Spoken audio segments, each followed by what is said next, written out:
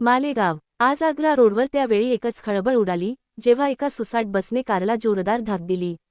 हा अपघात इतका अचानक झाला की पाहता पाहता रस्त्याच्या दोन्ही बाजूंना वाहनांच्या लांबच लांब रांगा लागल्या आणि मोठी वाहतूक कोंडी, ट्रॅफिक जाम झाली. अपघाताचा आवाज ऐकून आजूबाजूचे स्थानिक नागरिक आणि पादचारी मोठ्या संख्येने घटनास्थळी जमा झाले.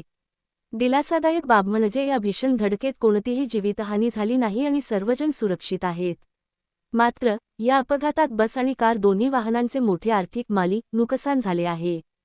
पोलिसांनी सांभाळली परिस्थिती. घटनेची माहिती मिळताच स्थानिक पोलीस प्रशासन तात्काळ ॲक्शनमध्ये आले आणि त्यांनी घटनास्थळी धाव घेतली. पोलीस कर्मचाऱ्यांनी तत्परता दाखवत सर्वात आधी परिस्थिती नियंत्रणात आणली, जमा झालेली गर्दी हटवून वाहतूक पूर्ववत केली. यानंतर दोन्ही बाजूंच्या लोकांना समजावून सांगत आपापसातील चर्चेद्वारे हे प्रकरण घटनास्थळीच शांततेत मिटवण्यात आले.